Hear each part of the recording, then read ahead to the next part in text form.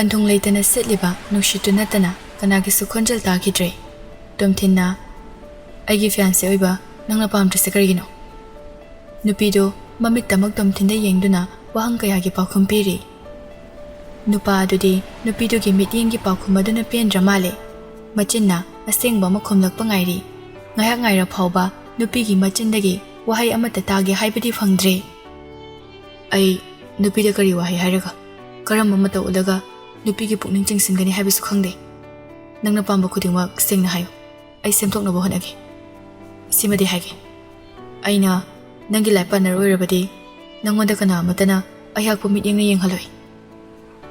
ꯅꯨꯄꯥ ꯑꯗꯨꯅ ꯀꯨꯐꯦꯠ ꯀꯥꯐꯦꯠ ꯃꯇꯥꯡ ꯆꯥꯅ ꯂꯤꯠꯁꯤꯜꯂꯛꯇꯨꯅ ꯅꯨꯄꯤ ꯑꯗꯨꯒꯤ ꯃꯇꯦꯡ ꯄꯥꯡꯕ ꯃꯁꯤꯡ ꯌꯥꯝꯈ꯭ꯔꯦ꯫ ꯌꯥꯅꯤꯡꯗꯕ ꯍꯩꯅꯗꯕ ꯀꯌꯥ ꯂꯩꯔꯕꯁꯨ ꯃꯔꯣꯜ ꯊꯣꯛꯇꯅ ꯂꯩꯕ ꯑꯁꯤ ꯃꯍꯥꯛꯀꯤ ꯃꯔꯥꯜ ꯑꯣꯏꯒꯅꯤ ꯍꯥꯏꯕꯁꯤ ꯃꯁꯥꯅ ꯌꯥꯖꯩ꯫ ꯃꯍꯥꯛꯅ ꯇꯨꯃꯤꯟꯅ ꯈꯪꯖꯤꯟꯗꯨꯅ ꯂꯩꯔꯤꯕ ꯃꯈꯩ ꯅꯨꯄꯥ ꯑꯗꯨꯒꯤ ꯊꯃꯣꯏꯗꯤ ꯇꯨꯝꯁꯤꯜꯂꯛꯄꯒꯨꯝꯅ ꯇꯧꯔꯤ꯫ ꯅꯨꯄꯥꯗꯨꯅ ꯀꯥ ꯍꯦꯟꯅ ꯈꯪꯅꯤꯡꯕ ꯂꯥꯡꯇꯛꯅꯅ ꯄꯥꯎꯈꯨꯝ ꯇꯥꯒꯦ ꯍꯥꯏꯅ ꯉꯥꯏꯔꯤꯕ ꯃꯤꯠꯁꯅꯥ ꯑꯗꯨ ꯎꯔꯒ ꯂꯤꯂꯤ ꯇꯨꯃꯤꯟꯅ ꯂꯩꯊꯣꯛꯄ ꯉꯝꯂꯛꯇ꯭ꯔꯦ꯫ "ꯑꯩꯅ ꯅꯪꯉꯣꯟꯗ ꯃꯃꯥꯡꯗ ꯀꯌꯥꯔꯛ ꯍꯟꯅ ꯍꯥꯏꯖꯈ꯭ꯔꯕꯗꯨꯅꯤ, ꯑꯩ ꯅꯪꯒꯤ ꯅꯨꯄꯤ ꯑꯣꯏꯕ ꯍꯥꯏꯕꯁꯦ ꯏꯇꯤꯛ ꯏꯄꯥ ꯆꯥꯖꯗꯦ꯫ ꯅꯪꯅ ꯄꯥꯝꯗꯕ, ꯅꯨꯡꯁꯤꯗꯕ, ꯀꯥꯏꯅꯈꯤꯕ ꯅꯨꯄꯤ ꯀꯌꯥꯁꯨ ꯂꯩꯔꯁꯨ ꯃꯁꯥ ꯃꯁꯥꯅ ꯅꯪꯅ ꯃꯈꯣꯏ ꯄꯥꯝꯗꯕꯒꯤ ꯃꯔꯝ ꯁꯦꯡꯅ ꯇꯥꯛꯄꯤꯈꯣ꯫ ꯑꯩꯉꯣꯟꯗ ꯀꯥ ꯍꯦꯟꯅ ꯅꯨꯡꯁꯤꯕ ꯃꯇꯧ ꯎꯠꯇꯨꯅ ꯃꯈꯣꯏꯒꯤ ꯃꯃꯥꯡꯗ ꯂꯦꯟꯅꯕ ꯈꯛꯇꯒꯤ ꯅꯨꯡꯁꯤꯕꯗꯣ, ꯃꯗꯨ ꯅꯠꯇ꯭ꯔ ꯅꯪꯒꯤꯁꯦ? ꯑꯩꯕꯨ ꯈꯨꯠꯂꯥꯏ ꯑꯣꯏꯅ ꯁꯤꯖꯤꯟꯅꯒꯦ ꯈꯟꯕꯤꯒꯅꯣ."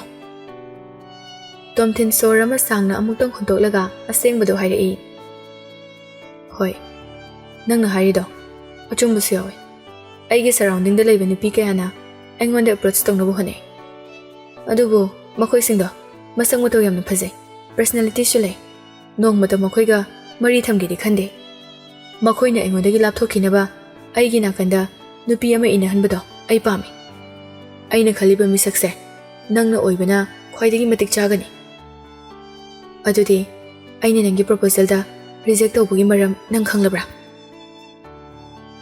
ꯑꯍꯥꯟꯕꯗ ꯅꯪꯒ ꯂꯣꯏꯅꯕꯁꯦ ꯄ꯭ꯔꯣꯚꯤꯟꯁꯤꯌꯦꯜ ꯑꯦꯄ꯭ꯔꯣꯆ ꯈꯛꯇꯒꯤꯅꯤ ꯍꯥꯏꯅ ꯅꯪꯅ ꯈꯜꯂꯝꯒꯅꯤ꯫ ꯁꯤ ꯅꯨꯃꯤꯠꯇꯨꯗꯒꯤ ꯅꯪꯕꯨ ꯅꯨꯡꯁꯤꯈꯤꯕꯅꯤ ꯍꯥꯏꯕ ꯆꯞ ꯆꯥꯕ ꯈꯪꯗ꯭ꯔꯕꯁꯨ ꯃꯇꯝꯒꯤ ꯃꯇꯨꯡ ꯏꯟꯅ ꯋꯥꯈꯜꯁꯨ ꯇꯞꯅ ꯇꯞꯅ ꯁꯒꯨꯗꯕ ꯂꯪꯂꯥ ꯑꯃꯅ ꯅꯅꯥꯛꯇ ꯆꯤꯡꯁꯤꯟꯕꯒꯨꯝ ꯇꯧꯈ꯭ꯔꯦ꯫ ꯂꯣꯒꯥꯟꯅ ꯅꯨꯡꯁꯤꯕ ꯍꯥꯏꯕ ꯃꯔꯤꯁꯦ ꯃꯇꯝ ꯈꯔꯒꯤ ꯑꯣꯏꯕ ꯃꯁꯥ ꯃꯁꯥꯒꯤ ꯈꯨꯗꯣꯡꯆꯥꯕ ꯉꯥꯏꯕꯒꯤ ꯌꯥꯅ ꯌꯥꯅꯕ ꯂꯣꯏꯅꯕꯅꯤ ꯍꯥꯏꯕ ꯃꯌꯦꯛ ꯁꯦꯡꯅ ꯇꯥꯛꯂꯝꯂꯦ꯫ ꯈꯨꯠꯅ ꯊꯤꯟꯗꯨꯅ ꯃꯁꯤꯅꯤ ꯍꯥꯏꯅ ꯇꯥꯛꯄ ꯌꯥꯗꯕ ꯃꯔꯤ ꯑꯁꯦ ꯑꯇꯣꯞꯄꯒꯤ ꯊꯃꯣꯏ ꯑꯃꯒ ꯑꯃꯨꯛ ꯍꯟꯅ ꯁꯦꯝꯒꯦ ꯍꯥꯏꯅ ꯈꯟꯗ꯭ꯔꯦ꯫ ꯅꯪꯅꯁꯨ ꯈꯪꯂꯤꯗꯨꯅꯤ, ꯂꯣꯒꯥꯟꯅ ꯃꯔꯝ ꯑꯣꯏꯔꯒ ꯑꯩꯈꯣꯏꯒꯤ ꯐꯦꯃꯤꯂꯤ ꯑꯃꯁꯨꯡ ꯑꯩꯉꯣꯟꯗ ꯇꯥꯔꯤꯕ ꯗꯁꯥ ꯃꯌꯥꯝꯁꯦ ꯅꯪꯅ ꯊꯤꯔꯤꯕ ꯅꯨꯄꯤ ꯃꯈꯜ ꯑꯗꯣ ꯑꯩ ꯑꯣꯏꯔꯣꯏ꯫ ꯅꯪꯅ ꯉꯁꯤ ꯍꯥꯏꯔꯤꯕ ꯃꯌꯥꯝꯁꯦ ꯑꯁꯨꯝꯅ ꯍꯥꯏꯔꯛꯀꯅꯤ ꯍꯥꯏꯕ ꯑꯩꯅ ꯍꯥꯟꯅ ꯈꯪꯉꯤ꯫ ꯅꯪꯅ ꯑꯩꯉꯣꯟꯗ ꯍꯥꯟꯅ ꯀꯌꯥꯔꯛꯁꯨ ꯍꯥꯏꯕ ꯌꯥꯎꯈ꯭ꯔꯦ, ꯈꯨꯠꯂꯥꯏ ꯑꯣꯏꯅ ꯁꯤꯖꯤꯟꯅꯕꯗꯤ ꯄꯥꯝꯗꯦ ꯍꯥꯏꯅ꯫ ꯅꯪꯅ ꯑꯩꯕꯨ ꯀꯌꯥꯔꯛ ꯔꯤꯖꯦꯛ ꯇꯧꯔꯛꯂꯕꯁꯨ ꯅꯪꯒꯤ ꯆꯤꯝꯕꯥꯜꯗꯒꯤ ꯑꯩꯕꯨ ꯑꯊꯤꯕ ꯋꯥꯍꯩꯅ ꯅꯣꯡꯃꯇ ꯉꯥꯡꯂꯛꯈꯤꯕ ꯂꯩꯇꯦ꯫ ꯑꯩꯁꯨ ꯅꯪꯒꯤ ꯑꯁꯦꯡꯕ ꯑꯆꯨꯝꯕ ꯐꯣꯡꯗꯣꯛꯄ ꯉꯝꯕꯒꯤ ꯊꯧꯅꯥꯗꯨꯗꯤ ꯊꯥꯒꯠꯂꯤ꯫ ꯅꯪꯉꯣꯟꯗ ꯀꯔꯤꯁꯨ ꯍꯥꯏꯔꯣꯏ꯫ ꯑꯩ ꯃꯇꯝ ꯈꯔ ꯇꯨꯃꯤꯟꯅ ꯂꯩꯔꯨꯕꯅꯤ, ꯑꯗꯨꯕꯨ ꯑꯩꯒꯤ ꯋꯥꯈꯜ ꯑꯃꯨꯛ ꯍꯣꯡꯂꯛꯈꯤ꯫ ꯂꯤꯂꯤꯒꯤ ꯇꯁꯦꯡꯂꯕ ꯃꯤꯁꯅꯥ ꯑꯗꯨ ꯍꯦꯟꯅ ꯂꯥꯎꯊꯣꯛꯅ ꯅꯨꯄꯥ ꯑꯗꯨꯗ ꯀꯔꯤꯅꯣ ꯍꯥꯏꯕꯒꯨꯝ ꯌꯦꯡꯉꯤ꯫ ꯅꯨꯄꯥ ꯑꯗꯨꯅ ꯇꯞꯅ, "ꯃꯔꯝꯗꯤ ꯖꯦꯛ ꯂꯥꯏꯛꯁ ꯌꯨ." ꯖꯦꯛꯁꯦ ꯑꯉꯥꯡ ꯑꯣꯏꯔꯁꯨ ꯃꯌꯥꯝꯗꯒꯤ ꯌꯥꯝꯅ ꯇꯣꯉꯥꯜꯂꯤ꯫ ꯃꯍꯥꯛ ꯑꯣꯁꯇꯤꯛ ꯑꯃꯅꯤ꯫ ꯃꯍꯥꯛꯅ ꯃꯁꯛ ꯅꯤꯡꯁꯤꯡꯕ ꯉꯝꯕ ꯍꯥꯏꯕꯁꯦ ꯃꯤ ꯈꯔ ꯈꯛꯇꯅꯤ꯫ ꯑꯩ ꯅꯠꯇꯅ ꯏꯃꯨꯡꯒꯤ ꯃꯤ ꯑꯃꯠꯇꯅ ꯃꯍꯥꯛꯀ ꯂꯣꯏꯅꯁꯤ, ꯆꯠꯃꯤꯟꯅꯁꯤ ꯍꯥꯏꯕ ꯌꯥꯗꯦ꯫ ꯃꯍꯥꯛꯀꯤ ꯍꯦꯛ ꯑꯄꯣꯛꯄ ꯃꯄꯥꯒ ꯐꯥꯎꯕ ꯀꯥ ꯍꯦꯟꯅ ꯅꯛꯁꯤꯟꯅꯅ ꯂꯩꯁꯤ ꯍꯥꯏꯕꯗ ꯃꯥꯅ ꯌꯥꯕ ꯅꯠꯇꯦ꯫ ꯋꯥꯍꯩꯁꯦ ꯍꯥꯏꯔꯒ ꯃꯤꯀꯨꯞ ꯑꯃ ꯄꯣꯁꯇ ꯑꯃꯨꯛ ꯂꯩ, ꯑꯗꯨꯒ ꯍꯥꯏꯔꯛꯏ, "ꯃꯍꯥꯛꯅ ꯅꯪꯒ ꯅꯛꯁꯤꯟꯅꯅ ꯂꯣꯏꯅꯕ, ꯁꯥꯟꯅꯕꯗꯤ ꯌꯥꯝꯅ ꯄꯥꯝꯃꯤ." ꯂꯤꯂꯤ ꯄꯨꯛꯅꯤꯡꯗ ꯖꯦꯛꯅ ꯑꯩꯕꯨ ꯑꯍꯥꯟꯕ ꯎꯕꯗ ꯑꯟꯇꯤ ꯍꯥꯏꯅ ꯀꯧꯔꯛꯈꯤ꯫ ꯃꯇꯨꯡ ꯊꯦꯡꯅꯕ ꯈꯨꯗꯤꯡ ꯃꯍꯥꯛꯅ ꯄꯥꯝꯕꯤꯌꯨ ꯍꯥꯏꯔꯛꯄ ꯂꯦꯞꯈꯤꯗꯦ꯫ ꯇꯣꯝꯊꯤꯟꯅ ꯑꯩꯉꯣꯟꯗ ꯏꯟꯇꯔꯦꯁ ꯂꯩꯔꯤꯕꯁꯦ ꯑꯉꯥꯡ ꯃꯆꯥ ꯑꯗꯨꯅ ꯑꯩꯉꯣꯟꯗꯒꯤ ꯑꯦꯟꯖꯣꯏꯃꯦꯟ ꯈꯖꯤꯛꯇꯪ ꯐꯪꯕꯒꯤ ꯑꯣꯏꯔꯝꯒꯗ꯭ꯔꯥ? ꯑꯩꯁꯨ ꯑꯉꯥꯡ ꯑꯇꯩꯗ ꯂꯛꯅꯅꯤꯡꯕ ꯐꯥꯎꯗ꯭ꯔꯕꯁꯨ ꯖꯦꯛꯇꯗꯤ ꯐꯥꯎꯕꯒꯨꯝ ꯇꯧꯏ꯫ ꯑꯉꯥꯡꯗꯨꯒꯤꯗꯃꯛ ꯈꯜꯂꯒ ꯁ꯭ꯇꯔꯦꯟꯖꯔ ꯑꯃꯗ ꯍꯦꯛ ꯌꯨꯝ ꯄꯥꯟꯕ ꯍꯥꯏꯕꯁꯦ ꯑꯩꯒꯤ ꯑꯆꯨꯝꯕ ꯈꯣꯡꯊꯥꯡ ꯑꯣꯏꯔꯣꯏ꯫ ꯂꯤꯂꯤ ꯋꯥꯈꯜꯗ ꯇꯥꯎꯗꯨꯅ ꯂꯩꯔꯤꯉꯩ ꯇꯣꯝꯊꯤꯟꯅ ꯋꯥ ꯉꯥꯡꯕ ꯍꯧꯔꯛꯄꯗꯨꯗ ꯚꯥꯞ ꯂꯥꯛꯏ꯫ Kaisu khaluno. Jeki mamangda fake marriage tang oirsu tawse. Agreement amasu sign tawnase. Tungda nangna nupa amaga luhongba pamlabaso aina partner gi contract ase cancel tawani. Aduga amuk hana nangondasu yelawai. Aidi nupine. Manungda sasinaba luhongba oirabaso mayamgi mityengdadi ai luhongkre. Mau oikre haina lairoidra. Nangsu nupani, logansu nupani. Chap mane. Nupana khoibu aina amuk hana manung mapan thajabadi khara wana thokani. Nakhoina khalak-khalakpa ningak-ningakpa tawbada achumbani khalibana khoise aina ngaktaba ngamde. Masida victim oihodoribase nupi aikhoi khaktani. Tumthina atapa khonjelda nungsinaba haibase leibagi kainaba leibani. Nungsiba hairubadi kainabagi michaksu khangba haiba haibase mahusane. Nupa khaktana nupida damtoramba nate. Nupina si nupabu thadoklamba kaya lei.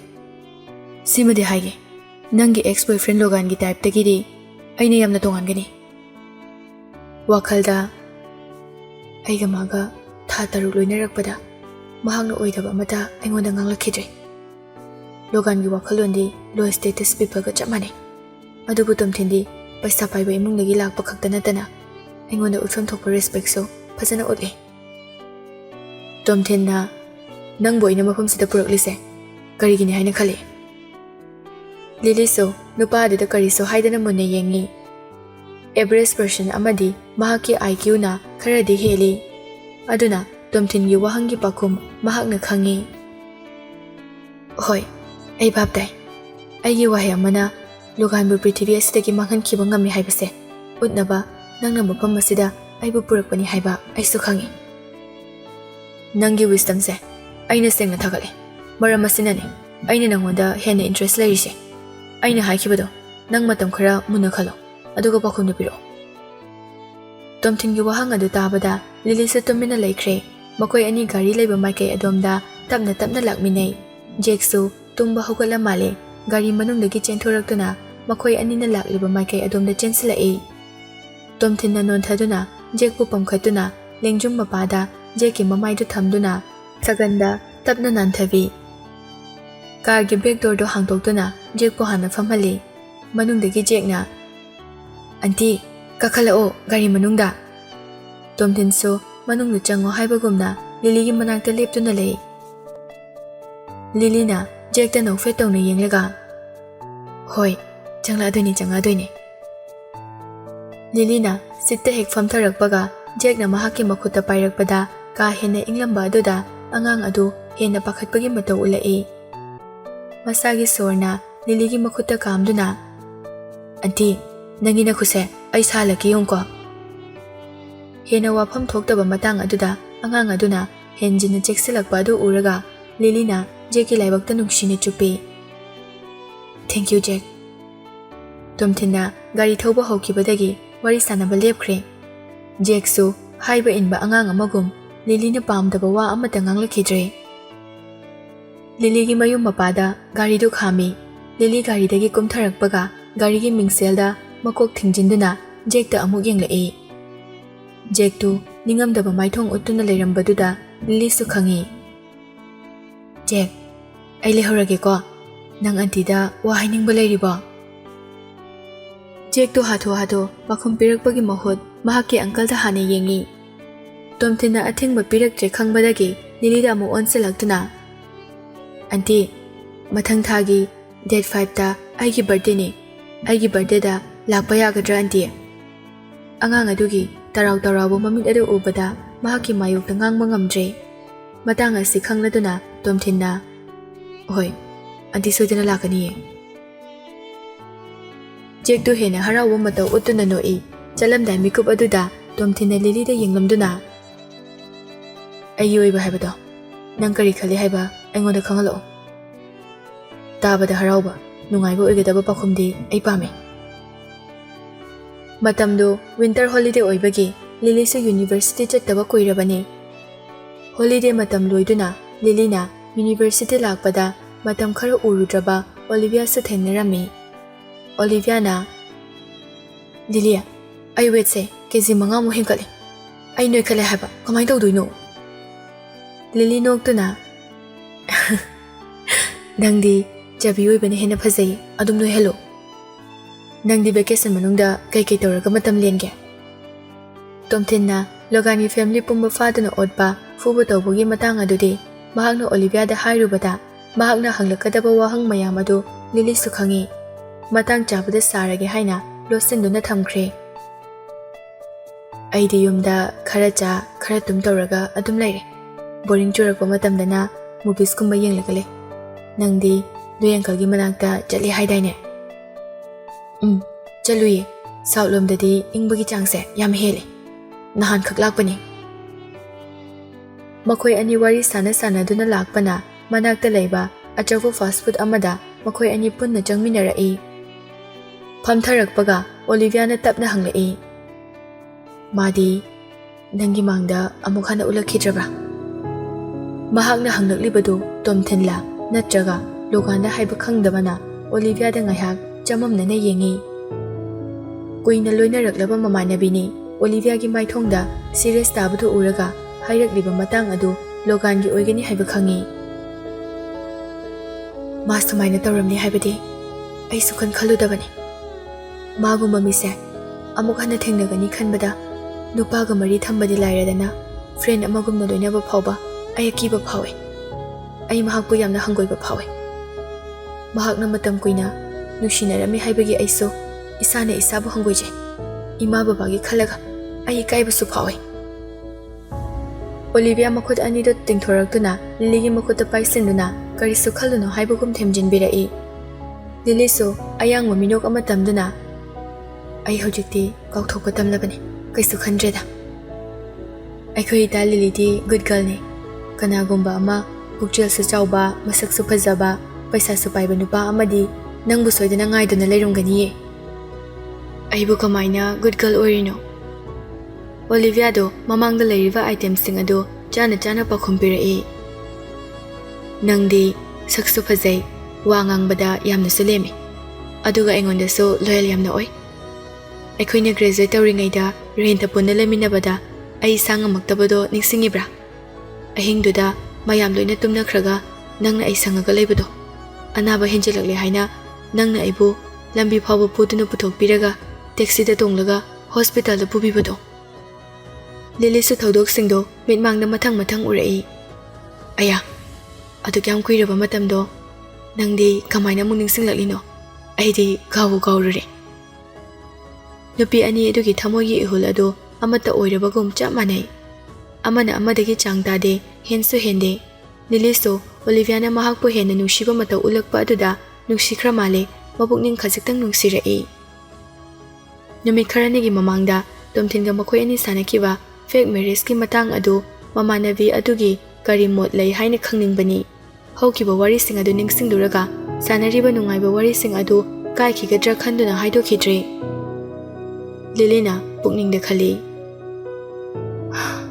ꯑꯩ ꯍꯥꯏꯔꯔꯣꯏꯗ ꯖꯦꯛꯀꯤ ꯕꯔꯊꯗꯦꯁꯨ ꯀꯨꯏꯔꯛꯇ꯭ꯔꯦ ꯑꯩꯒ ꯃꯍꯥꯛꯀ ꯅꯨꯃꯤꯠ ꯑꯗꯨꯗꯒꯤꯁꯨ ꯎꯅꯗ꯭ꯔꯤ ꯃꯍꯥꯛꯅꯁꯨ ꯑꯩꯒ ꯄꯥꯎ ꯐꯥꯎꯅꯅꯕ ꯁꯤꯟꯈꯤꯕꯁꯨ ꯂꯩꯇꯦ ꯉꯁꯤꯁꯨ ꯁ꯭ꯀꯨꯜꯗ ꯂꯥꯛꯇꯦ ꯃꯍꯥꯛ ꯋꯥꯈꯜ ꯍꯣꯡꯂꯝꯕꯁꯨ ꯌꯥꯔꯦꯗ ꯃꯈꯣꯏ ꯑꯅꯤ ꯍꯧꯈꯤꯕ ꯃꯦꯃꯣꯔꯤꯁ ꯀꯌꯥ ꯑꯃ ꯁꯤꯌꯔ ꯇꯧꯅꯗꯨꯅ ꯅꯨꯃꯤꯠꯇꯨꯃꯁꯨ ꯍꯧꯈꯤ ꯅꯣꯡꯃ ꯀꯥꯜꯂꯒ ꯅꯤꯅꯤ ꯁꯨꯕ ꯋꯦꯗꯅꯁꯗꯦ ꯅꯨꯃꯤꯠꯇꯅꯤ ꯂꯤꯂꯤꯁꯨ ꯀ꯭ꯂꯥꯁꯇꯒꯤ ꯂꯦꯛꯆꯔ ꯄꯤꯕ ꯂꯣꯏꯔꯒ ꯊꯣꯛꯂꯛꯄꯗ ꯇꯣꯝꯊꯤꯟꯒ ꯅꯨꯄꯤ ꯑꯃꯒ ꯁꯥꯏꯗ ꯕꯥꯏ ꯁꯥꯏꯗ ꯂꯥꯛꯃꯤꯟꯅꯕꯗꯨ ꯎꯏ ꯅꯨꯄꯤꯗꯨ ꯑꯉꯥꯡꯕ ꯁ꯭ꯀꯥꯔꯐ ꯑꯃꯅ ꯃꯃꯥꯏ ꯈꯔꯁꯨ ꯈꯨꯝꯖꯤꯜꯂꯤ ꯑꯃꯨꯛ ꯌꯦꯡꯈꯤꯕ ꯃꯤꯠꯌꯦꯡꯅ ꯑꯄꯦꯟꯕ ꯑꯣꯏꯗꯕ ꯍꯥꯏꯕꯗꯨ ꯑꯣꯏ ꯅꯨꯄꯤꯗꯨ ꯌꯦꯡꯕꯗ ꯈꯔ ꯅꯍꯥ ꯑꯣꯏꯅ ꯎꯏ ꯃꯈꯣꯏ ꯑꯅꯤꯅ ꯇꯤꯆꯤꯡ ꯕꯤꯜꯗꯤꯡ ꯇꯝꯅ ꯆꯠꯄ ꯑꯗꯨꯗ ꯇꯣꯝꯊꯤꯟꯅ ꯃꯈꯨꯠꯇ ꯂꯥꯏꯔꯤꯛ ꯈꯔ ꯄꯥꯏꯔꯤꯕꯗꯨꯁꯨ ꯅꯨꯄꯤꯗꯨꯒꯤ ꯑꯣꯏꯔꯝꯒꯅꯤ ꯍꯥꯏꯕ ꯈꯪꯉꯤ ꯀꯣꯔꯅꯔ ꯑꯃꯗꯒꯤ ꯁꯥꯇ꯭ꯔ ꯑꯃꯅ ꯌꯥꯝꯅ ꯍꯥꯊꯨꯅ ꯆꯦꯟꯊꯣꯔꯛꯄꯗꯨ ꯇꯣꯝꯊꯤꯟꯒ ꯂꯥꯛꯃꯤꯟꯅꯔꯤꯕ ꯅꯨꯄꯤ ꯑꯗꯨꯗ ꯊꯦꯡꯖꯤꯟꯒꯦ ꯇꯧꯏ ꯃꯨꯞꯃꯦꯟ ꯊꯨꯕ ꯀ꯭ꯋꯤꯛ ꯑꯥꯏꯁ ꯂꯩꯕ ꯇꯣꯝꯊꯤꯟꯅꯤ ꯅꯨꯄꯤ ꯑꯗꯨꯒꯤ ꯄꯥꯝꯕꯣꯝꯗ ꯃꯍꯥꯛꯀꯤ ꯃꯈꯨꯠ ꯑꯗꯨ ꯂꯥꯝꯗꯨꯅ ꯃꯁꯥꯔꯣꯝꯗ ꯈꯔ ꯆꯤꯡꯁꯤꯟꯗꯨꯅ ꯊꯝꯃꯤ ꯁꯥꯇ꯭ꯔ ꯑꯗꯨꯅ ꯊꯦꯡꯖꯤꯟꯒꯗꯕ ꯑꯗꯨꯗꯒꯤ ꯇꯣꯝꯊꯤꯟꯅ ꯉꯥꯛꯊꯣꯛꯍꯧꯔꯦ ꯁꯥꯇ꯭ꯔ ꯅꯨꯄꯥ ꯃꯆꯥ ꯑꯗꯨ ꯊꯨꯔꯕꯒꯨꯝ ꯁꯣꯔꯤ ꯁꯥꯔꯇꯃꯛ ꯍꯥꯏꯔꯝꯂꯒ ꯀꯟꯅ ꯑꯃꯨꯛ ꯆꯦꯟꯈ꯭ꯔꯦ ꯇꯣꯝꯊꯤꯟ ꯀꯔꯤꯁꯨ ꯈꯨꯝꯗꯅ ꯃꯥꯏꯊꯣꯡꯗ ꯑꯁꯥꯎꯕ ꯈꯔ ꯎꯠꯇꯨꯅ ꯆꯦꯟꯈꯤꯕ ꯅꯨꯄꯥ ꯃꯆꯥ ꯑꯗꯨꯗ ꯌꯦꯡꯗꯨꯅ ꯂꯩ ꯃꯈꯨꯠꯅ ꯅꯨꯄꯤ ꯃꯆꯥ ꯑꯗꯨꯕꯨ ꯀꯣꯟꯁꯤꯟꯗꯨꯅ ꯊꯝꯃꯤ ꯍꯥꯏꯕꯗꯨꯗꯤ ꯉꯥꯏꯍꯥꯛ ꯚꯥꯞ ꯑꯣꯏꯔꯨꯗ꯭ꯔꯦ ꯂꯥꯏꯚ ꯁꯤꯟ ꯑꯁꯤꯕꯨ ꯃꯌꯦꯛ ꯁꯦꯡꯅ ꯎꯍꯧꯔꯤꯕ ꯍꯥꯏꯔꯒꯗꯤ ꯂꯤꯂꯤ ꯈꯛꯇꯅꯤ 5 ꯁꯦꯀꯦꯟꯒꯤ ꯁꯤꯟ ꯑꯣꯏꯔꯕꯁꯨ ꯂꯤꯂꯤꯒꯤ ꯋꯥꯈꯜꯗꯗꯤ ꯃꯍꯥꯛꯅ FB, IG, YouTube ukiba K-drama gi sin mayam adu mitmangda mathang chongthorakli. Nupa aduna atopa nupi amaga loinaba uraga kari maramgino haibisu khangdana sauningba pendaba fawi. Mahakna nupa aduba nungsiraklabra. Khambanba matau uttuna hana chongkhidaba ahenba mihul ama chonglakliba asi karibu hainingliba. Masi pumba kanana su khangba nate nupi masa natana. Oliviana masa sokna korokpaduda wakhal laktuna khangboi lakpoi. Khangi he. Oliviana khonjel pikna. Asibo Tomthingi girlfriend orijalo. Pamomdaga su kole haiba. Khangde aisu yinglamlibani. Nupi aduda utliba Tomthingi expression aduda Oliviana lana ubani. Tomthina mahaki marup mapang khangna chanaba khudingda gentleman oibagi matau utba ase mahaki hainabini haibasi Lily na hana khangkhrabani. Mitmangda uriba nupi aduda Tomthina utliba mataudo jekta mahakna utpa aduga chap manai. Aduna nupi ado mahaki nungsinaba oiramgani haibadi Lily na thajade. Lily su changshinduna Tomthinbu kausira khalambani. Mahakna kaurubada embracing oigadaba mayam adu khaluraga changsiludre. School loiraga Olivia amasung Lily yumda hannaba campus manungda laiba parking da lae. Parking da Tomthingna nupi aduga wari sanaduna lairami. Tomthingna udanaba yamna kanna hotnabani ukhra male uhaningdrabaso makhol hauna tananaba kaurai. Lily su ngaihak ngakchanana lai. Tumina laithokpadi yadabanina machinda tholakpa ama khumnaba honai. Tomthina amuk yamna thona hairai. Sida lao. Maram laitana Lily mara laibagumna makhoktu khara nontharaga Olivia ga loinana Tomthingi manakta changlai. Lily yangfam khangdraduna nupi aduda amuk yeng Tomthinda amuk kirup yengduna lai. Nupi duso Lily da noklaga yengduna lairami. Noklaso friendly oibagum tawi. Isabella gi usitaba minok adudagidi yamna tongali. Ikaibana Olivia da khujina sikpa masing yamlabani. Mamanabi aduso mahakna fauriba adu karino khangbana nai haiba phawba haikhidre. Khujina sikpada ikaiba pharabadi siklasano haibagumna tumina khangjinduna lei. Tomthinna gari yarpra aithilamage. Tomthingi manakta lairiba nupi aduna yamna khangningna amu hangi. Da Tomthin mahakanano. Introduce her to me. Tomthina Lily da yenglaga. Mahak Lily, aigi fiancé ne. Lily wa haifam khangdana machindagi wahai ama haidoki. Mahaki ming Olivia, aigi best friend ne. Nupi du Tomthina haibadu taraga mamito hena lauthoktuna angakpa sakfam uli. Mahagoire, da Tomthina matam kuina lotuna leriba misakta. Hairagliba du taraga Lily Tomthinda yamna ngakna yengi.